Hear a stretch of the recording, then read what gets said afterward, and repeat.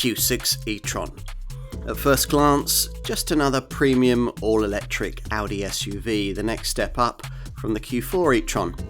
Actually though, this ambitious upper mid-sized premium badge model could hardly be more significant, thanks to its all-new Porsche co-developed PPE platform that will undergird forthcoming Audi electric models into the foreseeable future. Two Q6 E-Tron body styles are offered, the standard SUV, which is our focus here, or the sleeker looking sportback version.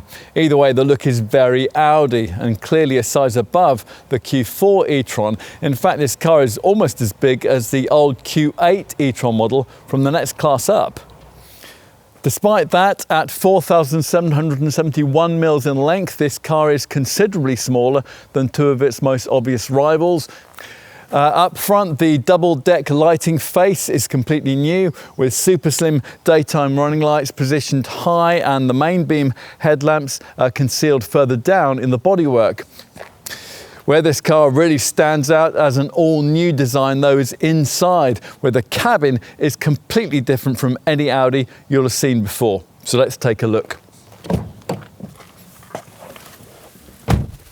Sure enough, once you take a seat inside, you'll find yourself surrounded by a sea change in Ingolstadt's interior styling language. Gone are most of the physical buttons, and the lower climate screen, so familiar from mid to large sized Audis of the last decade. Necessarily so, because there's no centre stack for that to sit on. Instead, the brand has introduced a soft wrap design that extends from the doors around a main dashboard sculpted in a digital stage shape that's supposed to resemble the single frame grille. As part of this, an 11.9-inch digital instrument display blends into a 14.5-inch curved control infotainment touchscreen. The only thing that's in any way similar to the Q4 E-Tron that many owners will be graduating up from is a squared off steering wheel. Otherwise, it's trying to be a great deal more high-end than one of those. Whether you'll agree that it is will depend on how far up the trim level and options box hierarchy your budget is prepared to stretch, and whether you share Audi's penchant for the kind of smudge-worthy, shiny black plastic that decorates this strange lower console. It falls away from you into a lower central open bin. The stretched 2,899mm wheelbase length isn't quite enough to provide for the option of a third seating row, but Q6 customers should be very happy with the provided rear seat space. So let's take a look. Where you'll find that both head and knee room for back seat folk are excellent, aided by front seat back cutouts. A couple of 6-footers will be very comfortable indeed here. Given the need for lower battery placement, you wouldn't expect this seat base to slide, but BMW's iX3 showed half a decade ago that there's no reason why the backrest in an EV of this class can't recline. Sadly, this one doesn't, but it tries to compensate with standard 3-zone climate control and heated seats. Let's finish with a look out back, where the power tailgate rises to reveal a 526-litre space above a deep underfloor compartment. Audi provides rear backrest retraction catches, and with everything flat, there's up to 1,529 litres of space available. Now, we haven't mentioned yet where you'd store the charging leads. That's because a further 64-litre frunk space beneath the bonnet is provided for that purpose, but disappointingly, you have to pay extra for this. On to charging, which helpfully the car provides ports for on both sides, which is an E-Tron trademark. We wish other brands actually would copy that.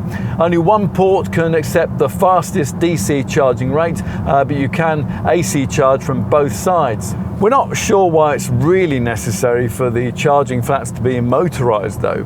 The main news with this Q6 design over the old Q8 E-Tron is the way that this car's new PPE platform has made possible a switch to an 800-volt electrical architecture. That is very significant in a market where key rivals like the BMW iX and the Mercedes EQE SUV still persist with older tech 400 volt setups. The 800 volt system means that unlike those competitors, Audi can use the new generation of ultra-fast public DC chargers, which are springing up all over Europe, but still rarer, unfortunately, than hen's teeth here.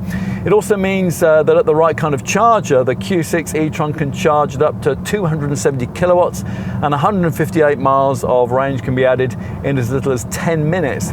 If, as is more likely, of course, you're hooked up to a feebler public charger of up to 135 kilowatts, which can't handle the PPE platform's 800 volt power, a so-called bank charging feature allows this Audi to split its battery in two and run each half at 400 volts, optimizing battery replenishment speed and efficiency, so charging will still be super quick.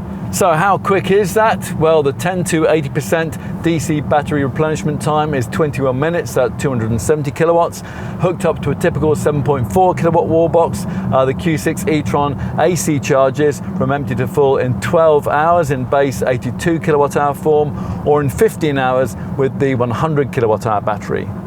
Familiar looks disguise a PPE platform 800 volt engineering revolution here.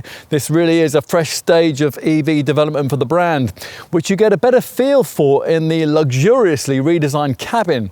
Now true, in the Porsche Macan Electric you can get a slightly more dynamic feeling version of this same basic design, but if you don't feel an upper mid-sized EV crossover like this really needs to be that sporty, then this Q6 e-tron might be for you. It's not particularly arresting to look at, and it could be better value in terms of what you get for the money, but it's slightly cheaper than its most obvious premium badged German rivals, and it offers the kind of polished driving experience that we've come to expect from the brand. For the future, this Q6 will need longer range and some sharper styling, but otherwise all the fundamental things that you really need in an upper mid-sized premium electric SUV are here, at last, in an e-tron badged Audi.